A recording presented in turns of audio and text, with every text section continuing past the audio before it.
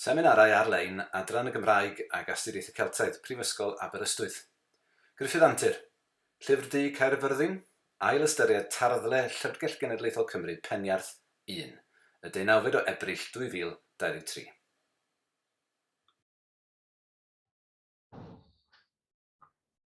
Iawn. So felly ni jecio. Dwi'n gwybod, os yna unrhyw un adre yn gallu clywed y llais i Smile yn Llion. Ni'n gallu gweld bod lot o bobl ar Zoom, ond dwi'n jyst yn gwneud yn siŵr bod pawb yn gallu clywed. Dyn ni'n clywed pob gair. Diolch yn eryd. Gwych. Ar Zoom, da iawn, mae ar Zoom, mae hynny'n haws, o lawer i mi. Llai o ymwysodiadau yn y cnawd. Iawn, oce, wel, rhawn da gweithion, a diolch yn fawr i chi am droi allan, y rhai o'noch chi sydd yma yn y stafell, a rhai o'noch chi sydd beth bynnag ydych chi.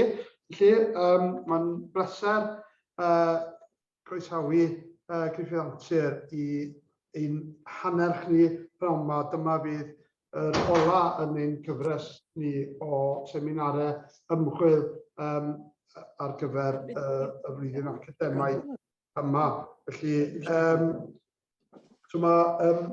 mae Gruffudd, wrth gwrs, yn alumnws o'r Prifysgol yma, ond o'r Adran Ffiseg yn ytrach na'r Adran Gymraeg. A mae wedi newid trywydd rhywfaint, ond mi aeth wedyn at Bangor. Felly, ein cyfeillion ym Mangor, felly i wneud gradd meistr mewn iaith a llenyddiaeth Gymraeg. Wedyn, yn 2019, gath ei benodi yn gynorthwydd ymchwil yn y ganolfan uwchhyfrydau yma yn Aberystwyth, mwyn cwblhau a chyhoeddi repertori Daniel Hughes. Erbyn hyn, mae wedi gorffen traethawd PhD sydd wedi cael ei gyflwyno, ac mae'n gweithio bellach ar gyfrol ar un o'r llawsgrifau nath i darganfod yn ystod y gwaith ar y repertori ac yn cydweithio â Daniel Hughes ar y gasgliad o ysgrifau Daniel, a mae'n mynd i siarad â ni heddiw am Llyfr Du Caerfyrddin. Wel, diolch o galon Simon am y croeso, ac mae'n fraint o'r mwyaf cael dychwelyd yma i'r gyntaf neuadd ymgraddwyd, chwedl Tudur Aled, nad o'r adran benodol yma fel y symud Simon. Ond dim ond amser a ddengys pinnau doeth a'i peidio ydy traddodi papur sydd yn bwrw cyn amheuaeth ar hawl Caerfyrddin ar y Llyfr Du, mewn cyfadran y mae deiliad i'ch adar hi yn dod o Langynwrf, un o suburbs deiliog hardd y dref hanesyddol honno. A dwi'n falch iawn yn dweud bod mae ar y Zoom yma yn Eryd. A nid ydy bod i ddion bresennol yn y cnawd. Ac mi o'n i wedi gobeithio dweud y gwir am drws fydda yn agosach at y platfform, ond dyna ni. Petai chi yn... Os wedi gael hwnni weithio? Na ni. Petai chi'n croesi'r campws i gyfeiriad y Llyfrgell Genedlaethol yn mynd i stafell darllen y Gogledd, yn troi ar dde, ac yna'n llenwi un o'r ffurflenni pinc Bondi Grybwyll hynny. Mae'n bosib y cael chi, os ydy eich rheswm chi'n ddigon cryf a thrwy ofyn yn neis iawn, y cael chi weld un o bennaf trysorau'r llyfrgell, sef llawysgrif Peniarth 1, sef Llyfr Du Caerfyrddin. Cyfrol fechan ac idd ryw 100 a phedair o ddalennau yn mesur rhyw 7 modfedd wrth 5. A'r rheini wedi'i rhwymo o fewn rhwymiad du a wnaed gan grefftwyr y Llyfrgell Genedlaethol yn 1976 yn lle'r rhwymiad blaenorol a wnaed yn yr Amgueddfa Brydeinig ar ddiwedd y 14th ganrif ar 15. Rwan go brin fod yn rhaid wrth gyflwyniad i gynnwys ac arwyddocâd y Llyfr Du ar gyfer cynulleidfa fel hon. Ond dyma i chi bot o gyd-destun beth bynnag. Fe ellid dadle mae'r Llyfr Du ydy'r enwocaf oll o'r 4 llawysgrif a ddynodwyd gan William Forbes Skene rhyw ganrif a hanner yn ôl fel The 4 Ancient Books of Wales, ac mae ei gynnwys o yn ei grynswth wedi bod ar gael i'r cyhoedd gwell na chanrif drwy gyfrwng facsimile ac argraffiad diplomataidd J. Gwenogfryn Evans. A tynnu mae holl destunau'r Llyfr Du mewn print ac wedi derbyn cryn sylw gan ysgolheigion yn bennaf mae'r pan gyrraeddodd o'r Llyfrgell Genedlaethol tua dechrau'r 20th ganrif. Yn hynny o beth, mae llawer iawn ynghylch y Llyfr Du yn olau i ni. Ond eto i gyd, fe erys rhyw ddirgelwch yn ei gylch o, a'r dirgelwch hwnnw efallai sydd wrth wraidd i enwogrwydd o. Wel, fe ddechreuwn ni ar ysgrifwr. Byddai'r un ymdriniaeth ar Llyfr Du yn gyflawn heb ddyfynnu disgrifiad tra adnabyddus y paleograffydd Noel Denholm Young ohono fo, fel y paleographical freak. Denholm Young, dwi'n credu, oedd y cyntaf i farnu fod y Llyfr Du yn ei grynswth yn waith un llaw, a dilynwyd i farn o gan E.D. Jones a Daniel Hughes yn ddiweddarach. Dydy'r llaw honno ddim wedi cael ei chanfod mewn unrhyw lawysgrif arall, a dydy enw i pherchenog eccentric hi, nac y chwaith ymher oedd yn gweithio, ddim yn hysbys. Mi fydd unrhyw un sy'n gyfarwydd ar Llyfr Du yn gwybod am yr ysgrifen fras tua'r dechrau ac am y bylchau sylweddol rhwng y llinellau, sy'n golygu nad oedd modd ffitio ond 9 llinell ar 5 tudalen cyntaf y llawysgrif. Yna mae maint yr ysgrifen yn lleihau fymryn a'r llinelau'n closio at ei gilydd, ond hyd yn oed wedyn, os dwi wedi cyfri'n iawn, does yr un tudalen cyn ffolio 20 yn cynnwys rhagor na 12 llinell. Mae dyna chi ddefnydd eitha afradus, a dweud y gwir, o femrwn, deunydd oedd heb fod gyda'r hata yn y cyfnod hwnnw. Y patrwm cyffredinol ydy bod maint y llawysgrifen wrth newid, ond yn lleihau wrth i'r gyfrol fynd rhagddi a nifer y llinellau ar bob tudalen yn cynyddu. A'r diffyg cysondeb yma sy'n rhannol gyfrifol am ni, am y disgrifiad ohono fo fel paleographical freak, ac am y ffaith na wnaeth neb cyn yr 20th ganrif sylweddoli mai un brif law sydd ar waith.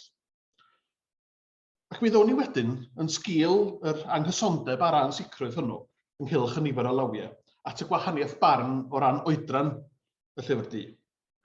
Wel, mae llawer iawn o'r gwaith a wnaed ar destunau'r Llyfr Du yn hanner cynta'r 20th ganrif yn pwyso'n drwm ar ddedfrydd Gwenogfryn Evans yn ei report, y cyhoeddwyd y rhan gyntaf ohonyn nhw yn 1898, sef In Several Hands of the 12th and Early 13th Centuries. Ac fe olygau hynny mae'r Llyfr Du bryd hynny o leia oedd the oldest manuscript in the Welsh language.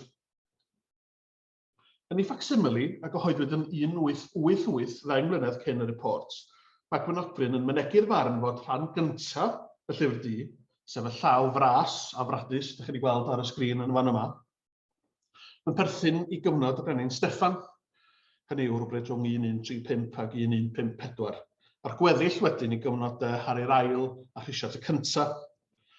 Ac fe gafodd y Llyfr Du sodro wrth y degawdau o boptu'r flwyddyn 1200 gan farn paleograffwyr eraill, fel Sir Frederick Madden a W.D. Macrae. Erbyn canol y 20th ganrif oedd bynnag, fe sefydlwyd y consensws presennol ai i ganol y 30th ganrif ar 10 y perthyn y Llyfr Du. A hynny i raddau helaeth yn sgil astudiaeth Neil Carr o arferion rhywlio llawysgrifau'r cyfnod.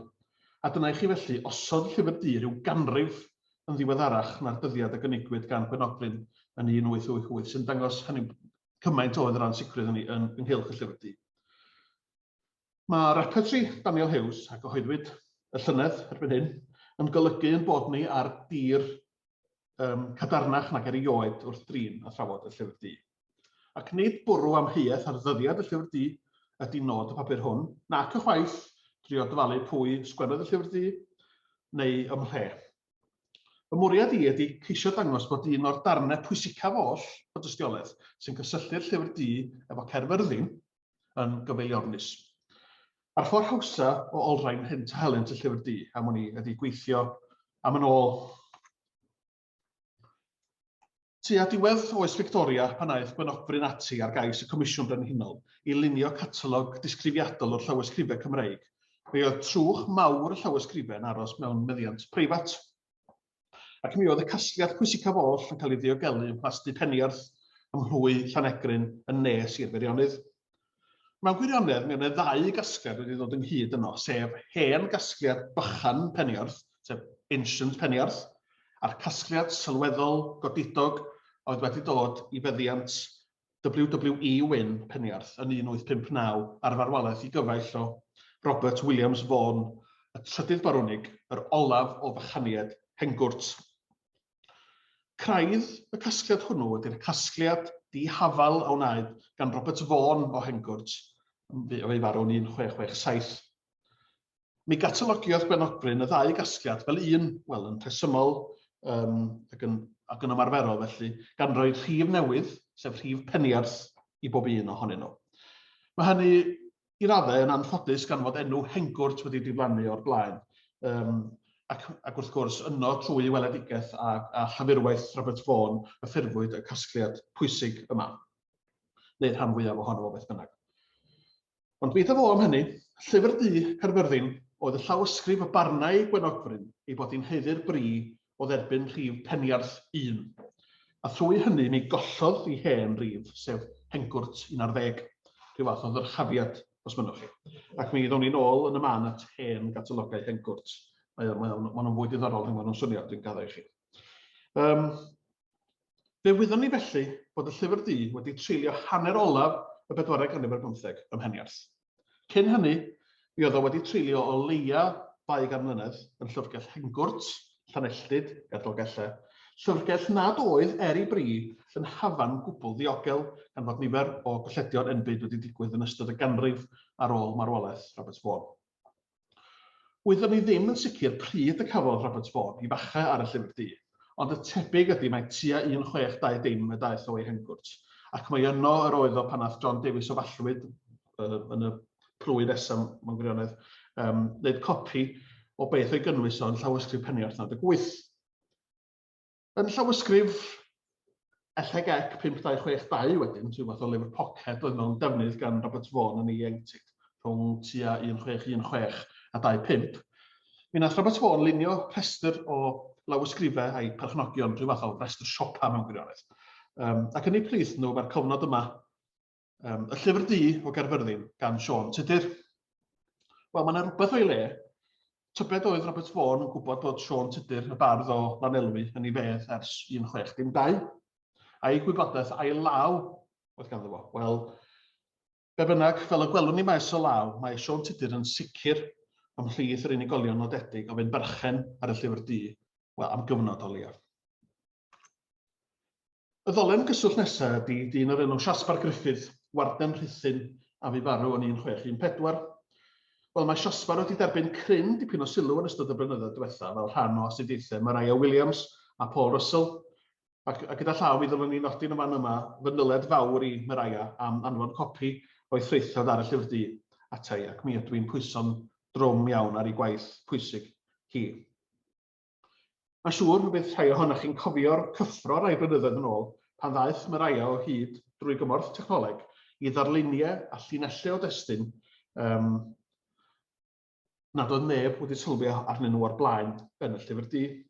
Y tebyg ydy mae Siasbar Gruffudd oedd yn gyfrifol am ei dileu nhw fel rhan o ymgais i lanhau ymylon dalenau'r trysor oedd yn ei feddiant o. A gan fod nifer fawr o lawysgrifau Siasbar wedi cyrraedd Hengwrt, mae'n weddol debyg mae drwy law o neu weinyddwyr i stad o y daeth y Llyfr Du yn y pen draw i feddiant Robert Vaughan ar ôl iddo fo i gofnodio ar y rhestr siopa oedd ganddo fo. Ac mae 2 o lawysgrifau Siasbar yn cynnwys deunydd a godwyd o'r Llyfr Du, sef Llansteffan 120, yr un sydd ar y sleid, ac o piwyd yn 1617 a Gwyneddon 3. Mae Llansteffan 120 yn cynnwys copi uniongyrchol, ond nid felly Gwyneddon 3. Copi a'i law ydy hwnnw, o destun llawysgrif additional 1486 yn y Llyfrgell Brydeinig, sef llawysgrif enwog David Jones, Vicar Diwylliedig, Llanfer Dyffryn Clwyd, ysgrifennwyd rhyw 20 mlynedd ynghynt yn 1586 i 7. Dolen gyswllt amlwg a phwysig rhwng y ddau yma ydy'r bardd Simons Fychan, un o blwyfolion David Jones a gŵr y bu Siosbar Gruffudd yn rhoi arian iddo ar benthyg tua dechrau'r ail ganrif ar 15, o bosib fel cydnabyddiaeth am gael benthyg rhai o'i lawysgrifau gwerthfawr, mi oedd llyfr Aneirin hefyd yn eiddo iddo fo. Ac mae Simons yn ŵr a gallwn ni fod yn eitha hyderus i fod o wedi bod yn berchen ar y Llyfr Du am ryw hyd.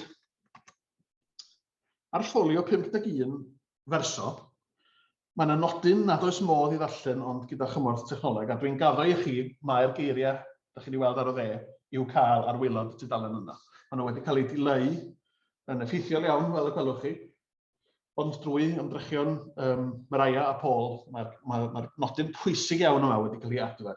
Nodyn ydy o yn sicr yn llaw Simons Fychan, yn dweud, oedd y llaw drawiadol oedd ganddo fo, yn dweud, y llyfr hwn a elwir y Llyfr Du o Caerfyrddin, ac a roddwyd i William Salisbury ac William a'i rhoddes ef i Sion Tudur, a'r un Sion Tudur a'i rhoddes ef i Simons Fychan, a rhifedu ei ddalennau ydyw 40 a 20. O dan y nodyn hwnnw sydd yno ond eto ddim, mae yna nodyn yn llaw David Jones yn dweud, a cham Simons Fychan y cyfais unau yn Llyfr Du 1587. Wel, wyddwn ni ddim yn union pryd y byd David Jones farw, ond mi oedd o'n sicr yn ei bedd erbyn 1598. Wel, gan fod y Llyfr Du yn meddiant Siosbar Gruffudd, cyfaill Simons Fychan erbyn 1617, mae'r dystiolaeth o blaid credu bod y Llyfr Du wedi dychwelyd i feddiant Simons ar ôl marwolaeth, hynny yw bod Simons wedi rhoi y Llyfr Du i David Jones ac ar ôl i marwolaeth i fod o wedi dod yn ôl iddo fo. Ac mi fydd Simons farw yn 1616, sydd yn ffitio'n daclus efo'r ffaith bod Siosbar Gruffudd wedi gwneud copi yn 1617. Felly mae'r cyfan yn ffitio yn feddwl dda. Mae'r nodyn yma yn llaw Simons yn cynnig tystiolaeth bwysig ynghylch disgyniad y Llyfr Du. Yn un peth, mae'n cadarnhau nodyn Robert Vaughan bod y Llyfr Du wedi bod yn meddiant Sion Tudur am gyfnod a hefyd yn enwi perchenog arall, neb llai na William Salisbury. Ac yn y fan yma, mae'n werth nodi wrth basio bod Roger Morris o Goed y Talwrn, un o gyd-blwyfolion Simons Fychan yn Llanfairpwll y Ffrinclwyd, wedi codi detholion o'r Llyfr Du i Cwrt Mawr 530 tua 1582. Ac mae'r llawysgrif honno hefyd yn cynnwys deunydd pellach o lawysgrif goll oedd bryd hynny'n eiddo i Simons. Felly mae'n debygol iawn, mae Simons oedd y berchenog yn 1582. Tybed ydy hynny'n awgrymu, dwi'n trio dadlau mewn lle arall, bod William Salisbury yn ei fedd erbyn 1582. Ond ta waith am hynny, Cwy berthyn i'r nodyn yma arwydd o cad pellach hefyd. Hyd y gwn i, a dwi'n barod iawn i gael ynghywiro, dyma'r enghraifft gynhara o'r enw Llyfr Du Caerfyrddin, neu y Llyfr Du o Gaerfyrddin. Mae'n amhosib gwybod wrth gwrs oedd yr enw yn gylchredig ar lafar a'i peidio cyn i Simons i gyfnodi o yma. Tebyg ydy i fod o, ond pwy a wyr am ba hyd. Falle bod hi'n werth crybwyll yma ddwy enghraifft debyg, sef Llyfr Gwyn Rhydderch a Llyfr Coch Hergest. Wel, mae Daniel wedi dadlen ar gyhoeddiadol bod Llyfr Gwyn Rhydderch yn enw canoloesol o ran tarddiad, a bod yr enw hwnnw o bosib wedi cael ei gyfnodi ar glawr memrwn, llipa, neu ar ddalen weili sydd bellach wedi mynd rhwng y cŵn a'r brain. O ran Llyfr Coch Hergest wedyn, wel, mae'n hysbys iawn mae Sir Siôn Prys ydy'r cyntaf sy'n ei gysylltio â Hergest, a hynny tua 1550. Ond Llyfr Hergest ydy enw fo ar y llawysgrif, nid Llyfr Coch Hergest neu Llyfr Coch o Hergest. Tua 1567 ydy dyddiad yr enghraifft gynhara o gwni amdani o'r enw llawn Llyfr Coch Hergest, a hynny gan neb llai na William Salisbury. Tybed felly ai rhyw fath o fformula salbriaeth a roddodd fodolaeth i'r i'r ddau enw tra chofiadwy, Llyfr Du Caerfyrddin a Llyfr Coch Hergest, tua'r un pryd. Os felly mi oedd gan Salisbury glust dda am enw. Wel, mae'n bosib o bydd ambell un ohonoch chi yn meddwl, aha, dydy o ddim wedi sôn am y copi canoloesol coll o'r Llyfr Du, oedd y meddiant Humphrey Humphreys, Esgob Bangor a Henffordd, ac oedd hefyd yn dwyn Caerfyrddin. Oni braw fod yr enw'n hun na chofnod Salisbury. Ac mi fyddai'n ddigon teg gofyn y cwestiwn hwnnw, achos mae o'n gwestiwn sy'n codi myrdd o anawsterau. Ac mae mewn gwirionedd yn sgwarnog sy'n heddi cael ei ddilyn am funud neu ddau. Ond mae'r nodyn sydd ar y sgrin wedi rwymo yn y llyfr du ac yn mynd fel hyn. I have an exact copy of this book writ with the very same hand with that on the bottom of this leaf, the second side of the 24th folio.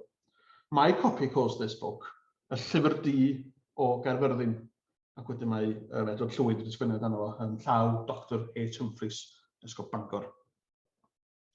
Wedyn, os trown ni at y tudalen dan sylw, sef ffolio 24 ferso, fe welwn ni bod yna 2 linell wedi cael eu hychwanegu gan law ddiweddarach o bosib tua thrywad y 4th ganrif ar 10, tua'r flwyddyn 1300.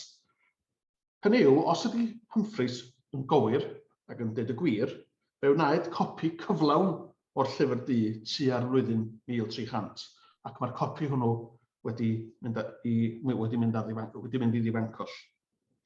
Ac mewn llythyr at Ellis Anwyl o Borthyn Llaen ar y 9 o Ionawr 1694, mae Humphreys yn dweud, a'n ôl i'r sleid diwetha, I have also some fragments of Merddin, which is written in the old manuscript Myrtin, which I have compared with the very ancient manuscript at Hengwr. Wel, mae'n debyg iawn mae cyfeirio at yr un llawysgrif mae Humphreys yma. Hynny yw, mae gen ni 2 gyfeiriad at lawysgrif goll. Ac mae'n debyg, wel, mae'n bron yn sicr, mae'r llyfr du ydy'r very ancient manuscript yn Hengwrt. Yn rhyfedd iawn ar hynny, does na ddim unrhyw sôn am lawysgrif o'r fath yn y catalog byr, ond hynod o werthfawr a nath Edward Llwyd o catalog o Lyrgell Humphreys yn 1696, catalog dwi'n gobeithio ei gyhoeddi yn eitha buan. Felly dyma i chi gur pen o nodyn mewn gwirionedd. Ac os sylwch chi, mae'n rhaid bod gan, sylwch chi ar wylod y sgrif, mae'n rhaid bod gan Humphreys gythgiam o lygad da mwyn sylweddoli mae'r un llaw a sgwennodd y llawysgrif goll a'r un ychwanegodd gwta 2 linell ar wylod ffolio, ar wylod ail ochr ffolio 24. Hynny yw, dydy ddim mor ofnadwy o wahanol i'r brif law. Ond drws yn ei gilydd, mae wedi dod i'r casgliad pendant wedi lawysgrif o wedi'i sgwennu yn yr un llaw. Wel, dwi'n ei gweld yn eitha anhebygol y bydde sgrifwr canoloesol yn gwneud be mae Humphreys yn ei alw yn exact copy. Dydw i ddim yn gwybod am unrhyw enghraifft Gymraeg o hynny yn yr oesoedd canol, hynny yw aildrefnu ac ailwampio stwff oedd y duedd. Ac mae'n rhaid i mi gyfadde y mod i'n byr am heis o'r cyfan. A dwi'n meddwl bod gen i, ar ôl nosweithio lawer o ddiffyg cwsg, dwi'n meddwl bod gen i esboniad. Os trown ni at lawysgrif Peniarth 107, yr hyn sydd gennym ni ydy copi traffyddlon o'r llyfr du a wnaed gan Robert Vaughan, a hynny ar y femrwn. Mae hi'n llawysgrif sy'n dangos doni ar Robert Vaughan fel ysgrifwr ar ei gorau, ac yn wir mi fyddai'n teilyngu disgrifiad Humphreys ohoni fel exact copi. Hon yn y marn ni ydy'r llawysgrif a fi ym meddiant Humphreys, ac mae'n dystiolaeth i bod i wedi crwydro o Hengwrt am gyfnod. Hynny yw, mi ellid maddau naifrwydd Humphreys fydde fod i'n tybio y bydde hynafieithydd o'r ail ganrif ar 15 yn mynd i fath drafferth o wneud copi facsimile mewn gwirionedd ar femrwn. Felly mae'n amlwg, dwi'n meddwl bod o wedi cael ei dwyllo. Ac mae'n wir nad ydy'r llawysgrif yma yn cynnwys yr enw Llyfr Du o Caerfyrddin fel mae Humphreys yn honni, ond mae'n llwyr bosib i fod y llawysgrif yn wreiddiol yn cael ei chadw mewn rhwymiad lledr llipa oedd yn cynnwys teitl o'r fath, a rhwymiad a gafodd ei golli pan gafodd y llawysgrif ei rhwymo yn y 4th ganrif ar 15. Felly, diolch byth, dydw i ddim yn credu bod angen tybio bod yna lawysgrif ganoloesol o pwys mwyaf wedi mynd ar goll ers tua'r flwyddyn 1700. Wel, hyd yn hyn, mi ydyn ni wedi dilyn y briwsion a dawyd gan y Llyfr Du ar ei daith o Lyfrgell William Salisbury i Lyfrgell Hengwrt. Yn anffodus, mae'r trywydd hwn yn dod i ben wrth ddrws Salisbury. Os ydym am olrhain hynt a helynt y llyfr du cyn cyfnod Salisbury, rhaid troi at ffynonellau eraill. Ac fe wyr y cyfarwydd mae'r gŵr nesaf y dylen ni roi cnoc ar ei ddrws o ydy Sir Sean Prys. Yn ei Historia Britannica Defensio, i amddiffyniad o'r fersiwn Sieffreaidd o hanes Prydain a gyhoeddwyd yn 1573 ddeunaw mlynedd ar ôl i farwolaeth, mae Prys yn dyfynnu un pennill o'r gerdd Ymddiddan, Myrddin a Thaliesin, sef wrth gwrs cerdd agoriadol y llyfr du. Ac fe ategir cysylltiad Prys ar llyfr du o gyfeiriad arall yn ogystal. Yn y catalog o lawysgrifau hengwrt a gyhoeddwyd yn 1818, felly yn ddiweddar iawn mewn gwirionedd, yn rhydydd rhifyn y cylchgrawn byrhoedlog The Cambrian Register, ceir y nodyn hwn wrth rif 71, sef y rhif ar gyfer y llyfr du.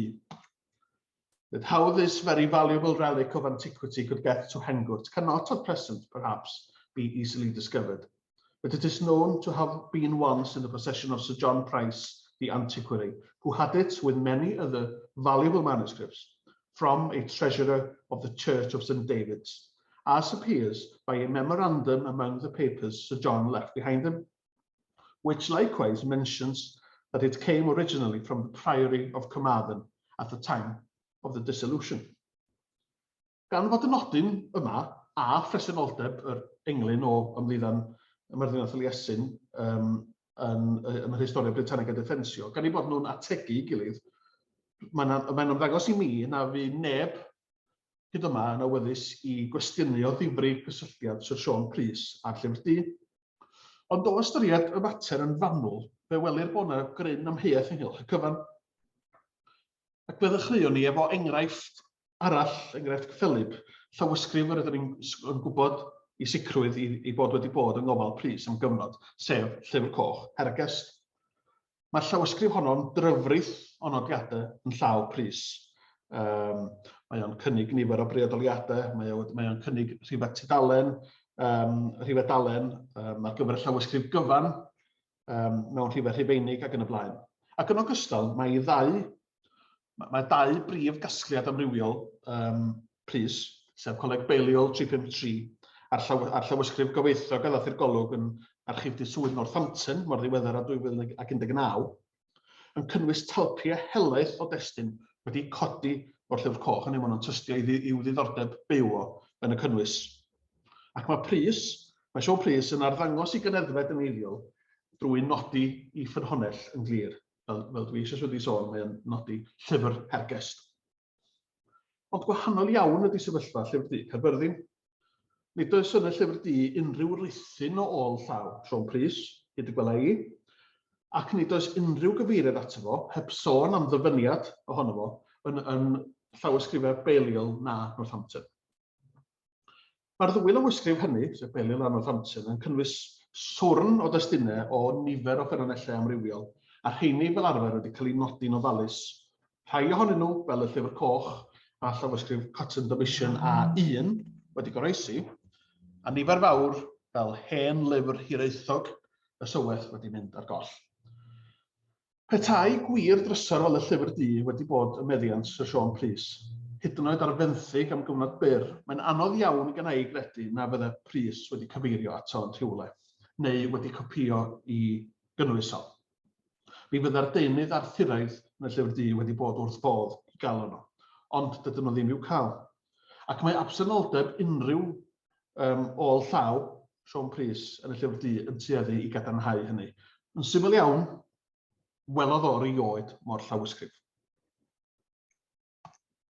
O ble felly y cododd Sean Prys y pennill o Ymddiddan, Myrddin a Thaliesin, sy'n cael ei ddyfynu ganddo fo yn Historia Britannica Defensio.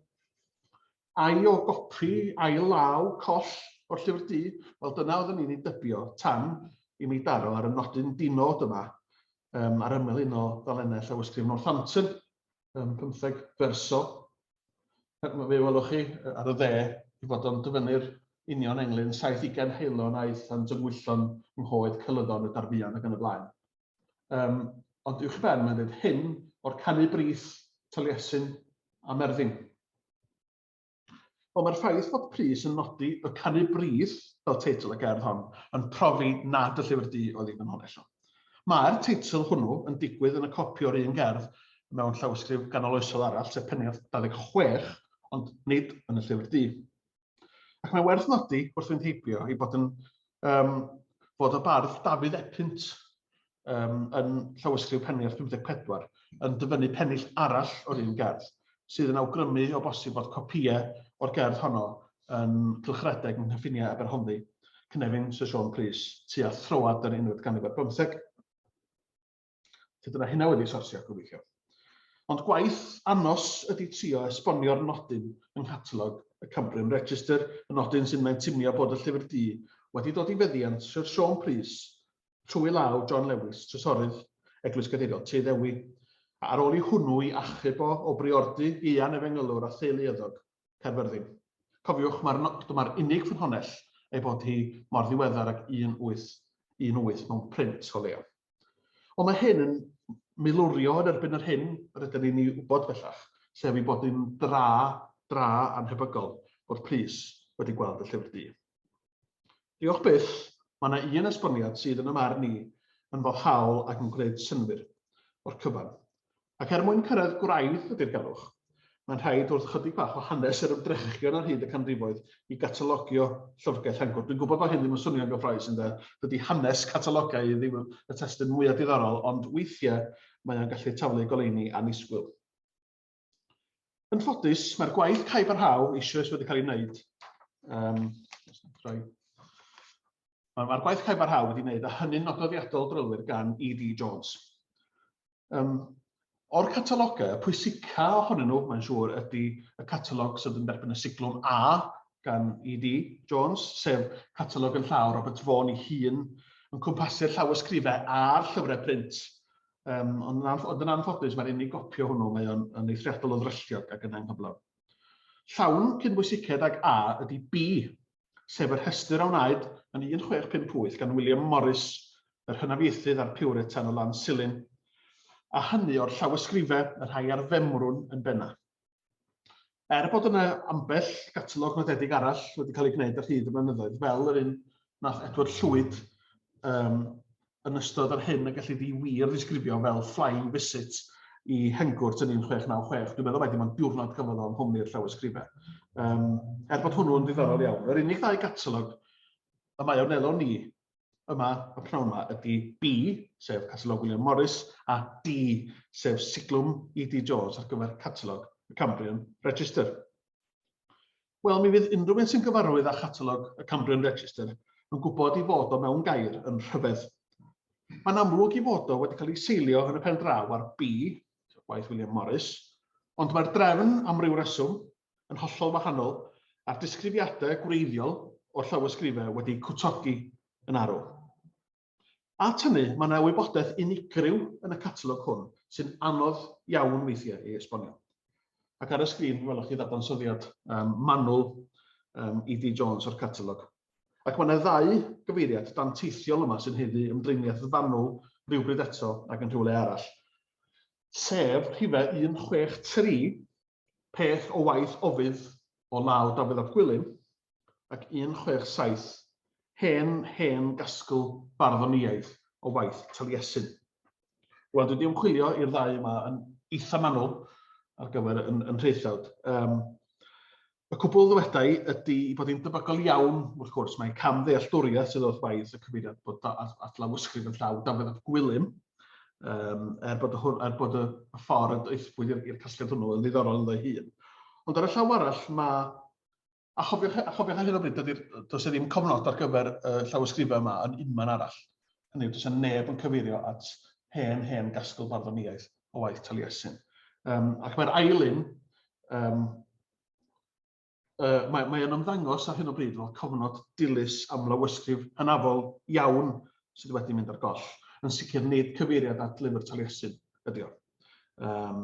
Ond llawysgrif oedd o bosib yn meddiant Thomas Williams o Drefryw ac yn ddiweddarach Siaspa Gruffydd a Robert Vaughan.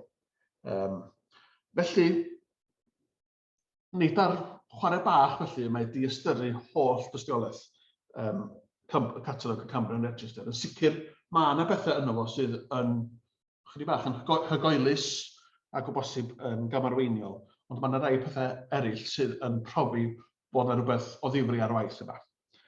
Rhywbeth sydd yn werth i olrhain.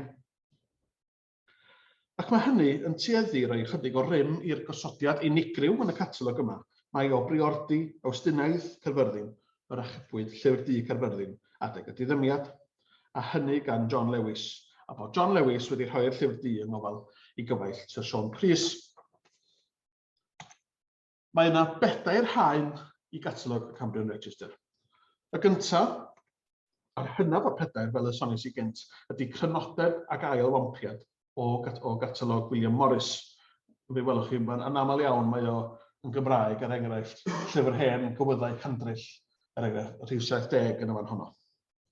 Yr ail haen, a'r fwyaf arwyddocaol o lawer, ydy'r nodiadau Saesneg a lunwyd i fynd ar gyfnodion rhywbryd rhwng 1658 a 1818, gan hynafiaethydd na wyddwn ni pwy oedd o.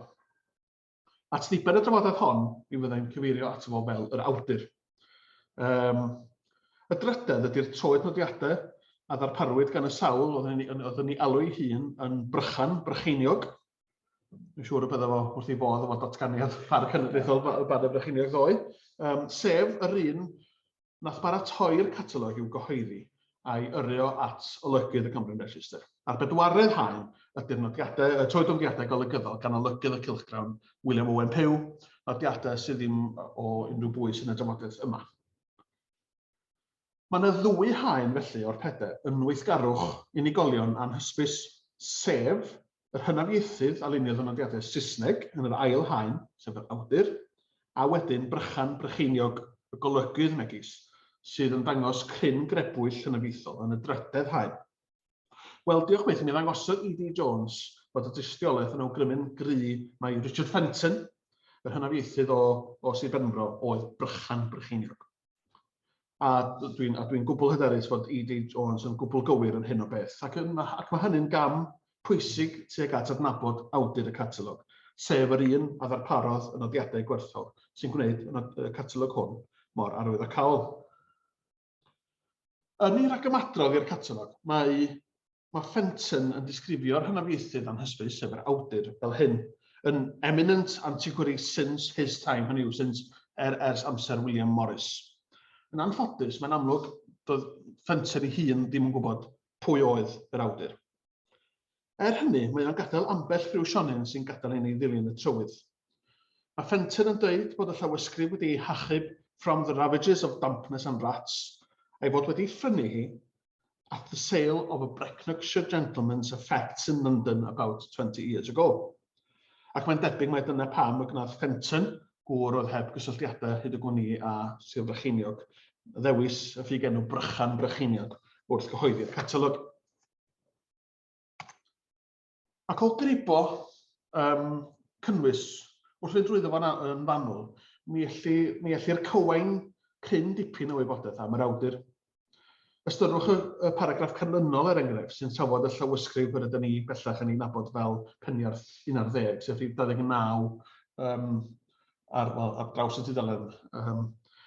This work, Mr. John Jones of Gelli Lyfdy, was said to place a high value on.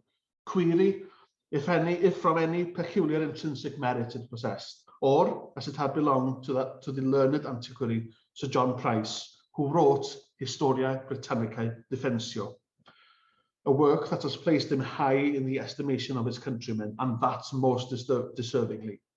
Though this eulogium should not come from me, who feel, on this occasion, more than nationality, the interest of blood. Ac mae Richard Fenton yn ei droed nodiadau ddehongli'r geiriau hynny fel yma. From this and other hints that escaped the above commentator, we may gather that he was a Brecknockshire gentleman and a descendant of Sir John Price, the antiquary, and that these observations were made in the year 1697. Such date, together with the initials MPL, being subjoined to his last observation.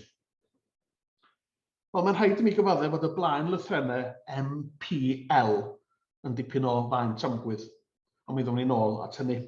Mae'r manion eraill y gellir eu cywain o'r catalog yn tueddu i gadarnhau casgliad Fenton, sef mae gŵr o Sir Brycheiniog oedd awdur y catalog. Ac mi ydyn ni hefyd yn gwybod pryd roedd o'n weithgar, sef 1697. A sylwch wedyn ar y cyfeiriad at Sion Pris ar interest of blood. Wel, yn y cofnod holl bwysig rydyn ni'n trio mynd at i'w wraidd o ynghylch y Llyfr Du, mae'r un awdur yn cyfeirio at a memorandum among the papers Sir John left behind him. Tybed felly a ddaeth rhai o bapurau rhyddion Sir Sion i feddiant yr awdur fel rhan o'i etifeddiaeth deuluol o, a bod y papurau hynny dros amser, fel y copi llawysgrif o'r catalog hwn gyda llaw, wedi mynd ar lwyr gyfyrgol. Wel, mae'n swnio'n bosib yn dydi. Dyma'r wybodaeth neu o leia'r lliwiau ynghylch yr awdur rydw i wedi llwyddo i'w cywain drwy gribo'r catalog a dwi'n pwysleisio drwy ddilyn sawl darn a nisgwyl o dystiolaeth, dilyn sawl sgwarnog, gan gynnwys gyda llaw y bwndeli o bapurau hengwrt a ddaeth i beddiant Richard Fenton ac ymhen amser i Gaerdydd, a bwndel yr ydw i'n credu yr oedd y catalog yma'n wreiddiol yn rhan ohonyn nhw. Mae'r dystiolaeth yn gymleth a phetair amser yn caniatáu mi fyddwn ni'n eich tywys chi drwy'r catalog i gyd yn dangos o lle codwyd yr holl briwsion, ond dydy hynny'n amlwg ddim yn bosib. Ond, dwi'n meddwl y gallwn ni fod yn weddol sicr o hyn, bod awdur y catalog yma yn ei flodau yn 1697, yn frodor os yw Brycheiniog, bod ganddo gysylltiad â Llundain, bod o wedi derbyn lot o bapurau o hengwrt gan ddisgynydd i Meredydd Lloyd, sef Bedol Llwyd yn Sir Fesyfed, i bod yn gyfarwydd â Sion Pris a'i waith Historia Britannica Defensio, i bod ganddo gysylltiad efo William Lewis, Llwynderwr a chyddwr, a bod ganddo gysylltiad efo Edward Llwyd. Mae hynna i gyd yn bosib i gywain o'r catalog. Mewn gwirionedd, mae'n anodd iawn credu nad ydy'r hynafieithydd yma'n hysbys i ni. Dyn ni'n bawnd o fod yn ei nabod o. Prin iawn ydy'r bobl gymwys. Y mae'n tramgwydd, neu'r dirgelwch mwyaf, fel y sonis i cynt, ydy'r blaen lythrennau MPL, yr oedd Richard Fenton yn dweud yr oedd wedi darllen. Ond i mi, a wrth gwrs mi fyswn i'n licio dweud hyn, mae'n rhywbeth yn eitha amheus yn eu cylch nhw. Mi fysa rhywun yn disgwyl i hynafieithydd o Sir Frycheiniog yn ail hanner yr ail ganrif ar 15, arddel, enw cyntaf, enw bedydd a chyfenw, yn hytrach na 3 enw yn ôl dull mwy Cymreig hynny yw. A mi fydde rhywun yn disgwyl wedyn, 2 flaen lythyren, yn hytrach na 3. Wel, os derbyniwn ni am eiliad fod Richard Fenton rwsyn ei gilydd wedi camddehongli'r rhyw nodyn yn ei gynsail, fe welwn ni fod pob dim yn syrthio i'w le, a bod y dystiolaeth yn pwyntio'n gadarn at un gŵr, sef Hugh Thomas. Efallai nad ydy enw Hugh Thomas yn enw adnabyddus iawn, ond mi oedd o'n un o hynafieithwyr mwyaf nodedig Cymru tua diwedd yr ail ganrif ar 15 a dechrau'r ganrif dilynol. Yn ffodus iawn i ni, mi adawodd Hugh Thomas hunangofiant. Ei ganed o yn y Red Lion yn Fetter Lane yn Llundain ar y 14 o Fehefin 1673 yn fab cyntaf anedig i William a Petronilla Thomas. I hen daid o oedd Thomas Jones, neu Thomas ap Siôn o Lanbrynach, awdur yr ymgais gyntaf i sgwennu hanes Sir Frycheiniog. Ac mi oedd y teulu oedd yn babyddion brwd gyda llaw yn hanfod o gyth anrhydeddus, ond erbyn dyddiau William Thomas, tad Hugh, mi oedd llawer iawn o fri a chyfoeth y teulu wedi diflannu. Ac mi oedd William Thomas yn weithgar fel marsiandiwr yn ceisio ennill peth o'r cyfoeth a gollwyd. Mi fu farw'r tad yn 1685 gan adael gweddw a 4 o blant, yr hynaf ohonynt heb eto gyrraedd i 12 oed. Yn Awst y flwyddyn honno mi ddychwelodd 2 o'r meibion, sef Hugh a Roger, i Aberhonddu, hen gynefin y teulu, i gael ei haddysg dan nawr Blanche Bevans, hanner chwaer ei tad. Yn dilyn salwch, dychwelodd Hugh i Llundain yn Ebrill 1686, gwta 8 mis ar ôl dychwelyd i Aberhonddu. A 5 mis yn ddiweddarach, mi aeth o'n brentis i Richard Ellis, oedd yn ysgrythwr o'r Iore.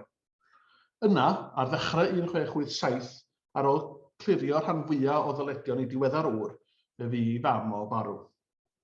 Yng ngeiriau Francis Jones, the orphaned apprentice, descendant of an ancient house that counted Welsh kings, Norman barons and Tudor squires among its forebears, 32nd in descent from Brychan Brycheiniog, found himself the penniless head of his family. Dydyn ni ddim yn gwybod a wnaeth Hugh gwblhau i brentisiaeth ei peidio, ond mae'n amlwg i fod o wedi meithrin nifer fawr o ddoniau fel crefftwr yn y cyfamser. Mae Francis Jones yn sôn am ei alluoedd o fel draftsman ac yn sôn ac yn trafod y brasluniau herodrol hardd yn ei lawysgrifau fo.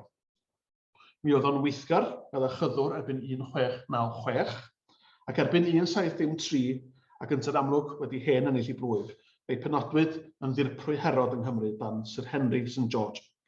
Yn Llundain roedd o'n preswylio'n benna, ond roedd yn ymweld yn achlysurol â Sir Brycheiniog ac yn gyfeillgar ar rhai, a mi ddaeth o'n gyfeillgar ar rhai o ysgolheigion Cymraeg mwy o blaenllaw i dydd gan gynnwys Edward Llwyd, a llythyr at Edward Llwyd ydy hwn, lle mae'n cyfeirio at Mr Jones, Mr Parry a Mr Wynne, sef William Jones a David Parry a Robert Wynne, y tri chadymaeth oedd yn mynd rownd, wel, yn ystod Prydain efo Llwyd.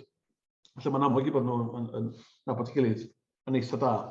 Ac erbyn 1698, mi oedd Hugh Thomas ac yn dim ond 25 oed o hyd wedi cwblhau drafft cyntaf o'i Essay Towards the History of Brecknockshire. Wel, hyd yn oed heb fynd i ormod o fanylion oherwydd diffyg amser, fe welwch chi'n sydd pa mor drawiadol o debyg ydy buchedd Hugh Thomas i'r hyn rydym ni'n ei wybod am awdur catalog y Cambrian Register. Os o'n i'n ôl i hynny, mae o'n bodloni yr holl feini prawf sylfaenol a dibenion y heno yma dwi'n mynd i alw fo'n Hugh Thomas. Hyd yn oed os ydw i'n anghywir, dwi'n mynd i alw fo yn Hugh Thomas. Y cwestiwn ydy, sut mae adnabod Hugh Thomas fel awdur tebygol catalog Cambrian Register yn dod â ni nes at egluro'r paragraff rhyfedd hwnnw sy'n honni mai o briordi Awstinaeth Caerfyrddin rychybwyd y Llyfr Du. Wel, yr ateb syml ydy o ddim. Ac a bod yn gwbl onest, mae o'n gwneud y ffaith o ffurfio dadl ar gyhoeddiadol yn anos byth, oherwydd dydy hi ddim yn gwbl amhosib y bysa Hugh Thomas wedi cael ei facha ar bapurau, rai o bapurau Siôn Prys, unau yn Llundain neu yng Nghymru, a bod y memorandwm honedig yma yn ei brith nhw, y memorandwm holl bwysig sydd wedi mynd ar goll.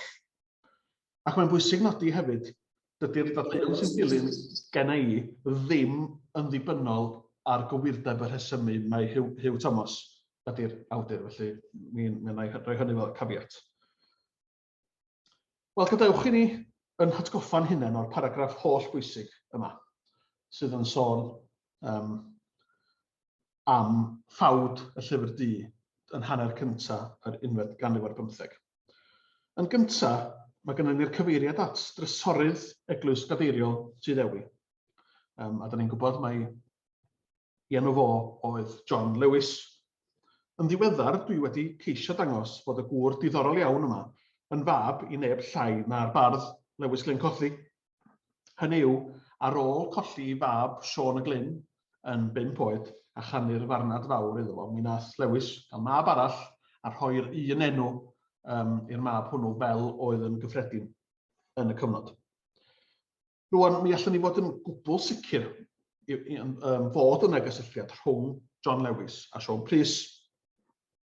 Yn llawysgrif Northampton, mae Siôn Prys yn nodi un o'i ffynonellau ac yn dweud yn y llyfr cronig a gaed gan y meistr John Lewis o drysordy Tŷ Ddewi Mynyw. Wel, cyfeiriad ydy hwn gyda llaw at llawysgrif Cotton Mission a un llawysgrif o hanner cyntaf y 3th ganrif ar 10 sydd yn cynnwys 2 o weithiau gerall Gymro, Itinerarium Cambriae a Descriptio Cambriae. Ac fel ychwanegiad yn ail hanner y ganrif honno, fersiwn ec yr Annales Cambriae. Wel, mi allwn ni fod yn weddol sicr mae llawysgrif o Tŷ Ddewi ydy hon. Ac erbyn 1539, mi oedd hi ymeddiant Sir Siôn Prys, a hynny fel mae Prys yn tystio ei hun trwy rodd gan John Lewis. Ac mae'n drath tebygol hefyd mae trwy law John Lewis y cafodd Siôn Prys i facha ar lawysgrif arall sydd ydyn ni'n eitha sicr i fod yn dod o Tŷ Ddewi sef Cotton Mission a 5. Wel, mae hyn ar yr olwg gyntaf fel petai'n ategu'r cofnod yn y Cambrian Register. Hynny yw, mi oedd Siôn Prys wedi cael 2 lawysgrif o bosib gan John Lewis. Pam na fedar o ddim bod wedi cael y Llyfr Du yr un pryd. Ac o droi wedyn at Historia Britannig a Defensio, mae yna ragor o gyfeiriadau gan Siôn Prys at John Lewis, trysorydd Tŷ Ddewi. A gyda llaw, dwi'n pwyso'n drwm yn y fan yma ar olygiad a chyfeithiadau yr athro Ceri Davies o'r testun pwysig yma. Mae'r cyntaf yn mynd rhoddwyd dogfennau o'r math hwn, sef croniclau, o'r eglwys metropolitanaidd gynt, bellach eglwys gadeiriol Mynyw, a elwyr hefyd Tŷ Ddewi, i mi beth amser yn ôl gan Mr John Lewis, a oedd hyd yn ddiweddar yn drysorydd yr eglwys gadeiriol honno. Mae'r ail wedyn yn dweud, ymhellach, ar dudalen arall, sylwch, dudalen 17 yn y gwreiddiol, wedyn ar dudalen 26 i 7, mae o'n dweud, ymhellach, y mae yn fy meddiant lyfr byr o ddirfawr hynafiaeth, wedi ysgrifennu yn Lladin ar ffurf brwyddnodion. Fe rhoddwyd yn fy ngofal i o drysordy Mynyw gan y diweddar John Lewis, trysorydd yr eglwys gadeiriol, gŵr thrad ysgedig a oedd yn ymroddedig i astudio hynafiaethau Prydain ac yn y blaen. Wel, mi ydyn ni fod yn hollol sicr mai cyfeiriad at Cotton Mission a un sydd yma, ac yn sicr yn yr ail ddyfyniad.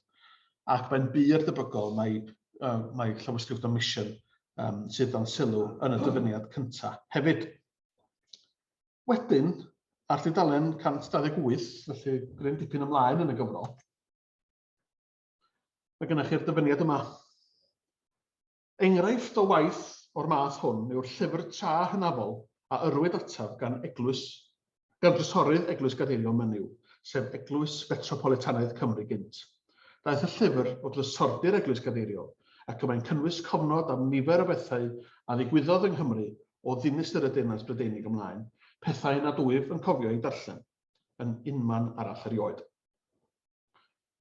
Ac fe ddilynir y geiriau hyn gan ddyfyniad ynghylch gorchestion Arthur a'i farwolaeth o dilyn Cad Gamlan, dyfyniad sydd wedi godi yn uniongyrchol. Diolch a ni'n gwybod hyn, diolch i waith yr athro Ceri Davies o Cotton Mission a un. Dyna'n hollol sicr bod honno wedi, dyn ni'n gwybod yn iawn felly beth i hanes honno. Felly mae gennych chi'r bloc cyntaf y cyfeithiad a wedyn y dyfyniad yn y canol. Ac wedyn, yn union o dan y dyfyniad yma, sef yn yr ail bloc melyn, ac hynny yw ar yr un tudalen yn fersiwn pryntedig 1573, ceir y dyfyniad canlynol. Cynhwysir yr un pethau yng nghroniclau priordy Caerfyrddin yn Nyfed, sef rhan ddeheuol Cymru, ac mae'r rhain hefyd yn fy meddiant. Hynny yw, ar yr un tudalen, tudalen gweddol bychan, ceir yn gyntaf gyfeiriad at lawysgrif a roddwyd i Siôn Prys gan drysorydd Tŷ Ddewi. Yn ail, ceir dyfyniad ynghylch Arthur o'r llawysgrif honno, ac yn drydydd, ceir cyfeiriad at lawysgrif o briordy Caerfyrddin sy'n cynnwys yr un math o ddeunydd. Rwan, mi fentrwn ni fod hyn yn hen ddigon o sgop ar gyfer camddealltwriaeth. A dyma dwi'n meddwl ddigwyddodd. Yn dilyn y cyfeiriad at y deunydd Arthuraidd mewn llawysgrif a daeth i feddiant Siôn Prys trwy law trysorydd Tŷ Ddewi, mi sylwodd Hugh Thomas ar y cyfeiriad at y deunydd cyffelib, sef deunydd Arthuraidd mewn llawysgrif o briordy Caerfyrddin. Ac fe wyddai Hugh Thomas o'r gorau am lawysgrif o'r fath, wrth gwrs, yr enwog Llyfr Du o Caerfyrddin. Ond mae'n anhebygol iawn, onid yn amhosib mae cyfeiriad at y Llyfr Du sydd gan Siôn Prys, achos dydy'r Llyfr Du ddim yn cynnwys unrhyw ddeunydd y gellid i alw'n groniclaidd. Cyfeiriad at lawysgrif goll sydd gennym ni yma, rhyw fath o chronicle oedd yn cael ei gadw ym priordy Caerfyrddin. Ond, yn ei frwdfrydedd, fe neidiodd Hugh Thomas, neu pwy bynnag oedd gwir awdur y catalog, i gasgliad cyfeiliornus. Ac mae'r holl ddeunydd ar gyfer y casgliad cyfeiliornus hwnnw i'w gael ar un tudalen o gyfrol Siôn Prys, Historia Britannig a Defensio, sef tudalen 128. O cwbl, dyn ni angen ei dybio ydy bod awdur catalog y Cambrian Register yn gyfarwydd â Historia Britannig a Defensio. Ac fel y gwelson ni gynnau, mi fedrwn ni fod yn eitha sicr o hynny. Mae'r bar yn blocio rhan o'r peth, a mi wnaeth allan o i chi.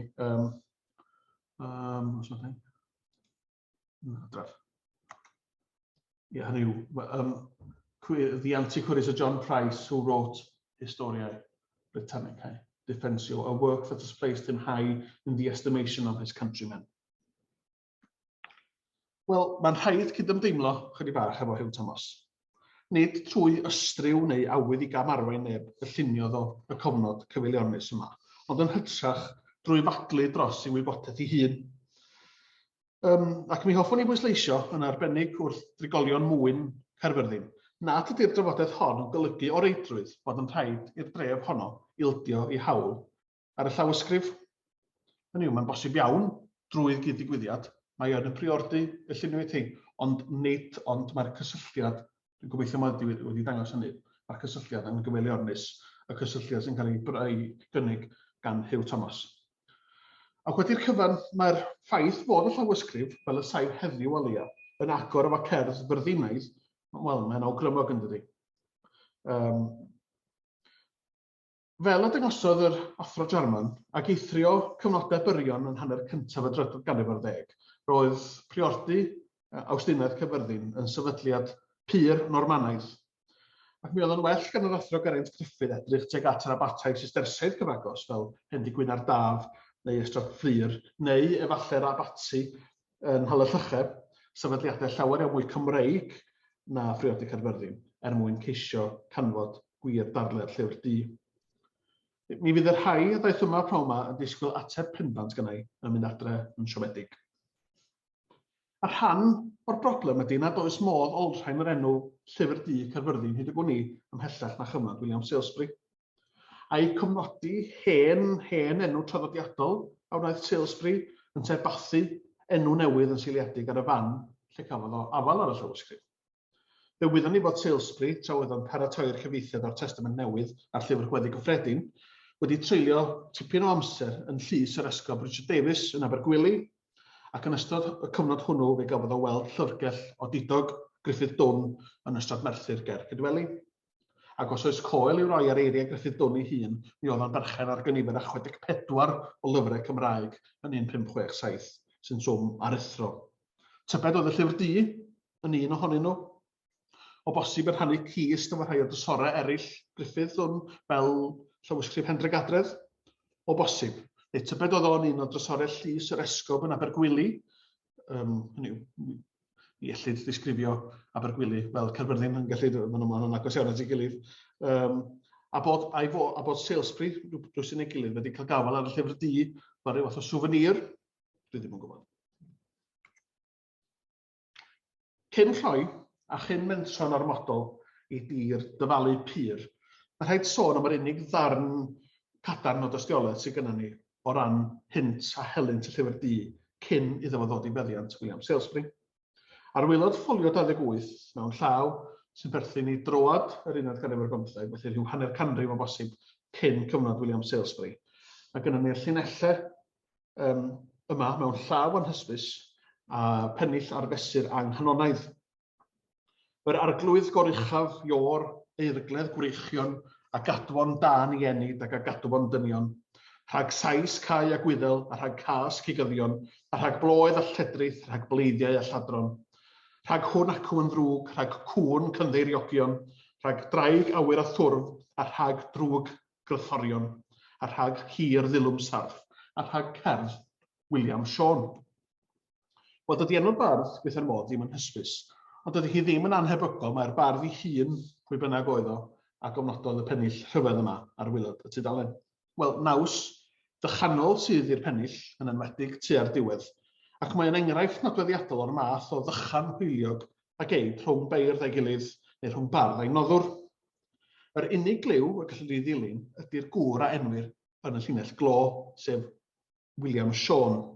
Wel, o'n ni ddim am fardd o'r cyfnod hwnnw o'r enw William Shawn, ond am o'n i, mae yna bosibilrwydd mae rhywbeth o bardd amatur oedd o, noddwr diwylliedig o bosib. Ac yn hynny o beth, mae yna un enw yn ei gynnig ei hun, sef William Shawn o Lanegwad, gwta 8 milltir o Gaerfyrddin. Un o'r beirdd oedd yn cael ei noddi gan William Shawn oedd Lewis Llyncothi, ac yn un o'i gwybod agored, dwi'n meddwl, mae Lewis yn dweud, Yma ei disg i mi a di fy mhlas William Mal Selydd. Iolon wir ynglyn eiron, hynny yw, iolo goch ydy hyn. Iolon wir ynglyn eiron a wnaeth wers yn y iaith hon. Eith'r mab oedd athro mawr ac i rydderch yn gerddawr. William fair est talm yw fo, mi i William yw iolo. Am swydd gyda marglwydd men oedd ddeall iddo awen, darllen art arall yn well, darllen y storiau well. Siensis drwy'r siens a drig, acher ynys a'i chronig, a'r hen gerdd hyn o gof, a rhiengerdd o'r hengof. Wel, mae angen bod yn ofalus ofnadwy wrth gwrs, cyn llyncu geiriau y beirdd yn ddi-halen. Ond mae'r geiriau yma yn rhoi'r argraff ddigon syniol oedd gyda ni noddwr anarferol o ddiwylliedig ac eang i ddisg. Ac yn wir, mae'r cywydd yn dwy'n i go eiriau lewis mewn cywydd arall, cywydd i Ddafydd a Prys ap Merig o Ben Craig a Threardelyn yn swydd yn Sir Fesyfed. Hynny yw, y swydd hyd fo'r flwyddyn gyda'r llew, be sgadau'r llyn, hynny yw, beta'r dion yn caniatáu ni, darllen ein dair llyfrau'n llwyr. Dafydd wrth gywydd gwiawn a'i diau llyn mewn dull iawn. Ac mae Margaret Haycock wedi dangos i bod hi'n debygol iawn nad motif stoc sydd yn y cywydd hwn, ond cyfeiriad at llawysgrif benodol, sef llyfr Taliesin, wrth gwrs cywydd gwion ydy Taliesin. Ac mae rhywun yn cael ei atgoffa hefyd o awdl enwog Dafydd y Coed i Hopkyn ap Thomas o Ynys Forgan, sydd mwy ar tebyg yn cyfeirio'n benodol at y llawysgrif yr ydym ni bellach yn ei nabod fel Peniarth 11. Ac mae'n anodd oherwydd osgoi'r demtasiwn i awgrymu fod cyfeiriadau lewis a darllen hen gerdd a rhiengerdd o'r hengof gyda William Siôn yn Llanegwad hefyd yn rhai penodol diamwys, ac yn golygu gan hynny bod gan y William Siôn yma lyfrgell nodedig ei hun. Ac mae'n siŵr mai hyfygus fydda awgrymu'r posibilrwydd mae'r un William Siôn ydy'r William Siôn yma a'r un sy'n cael ei ddychanu yn y pennill yn y llyfr du. Ond byddai ddim yn syndod o gwbl i mi petai rhywun rhywbryd yn dod o hyd i dystiolaeth gadarnach sy'n cysylltu Lewis Glyncothi, y bardd a gladdwyd yn Abergwili, milltir neu ddwy o Gaerfyrddin efo'r llyfr du. Diolch yn fawr iawn.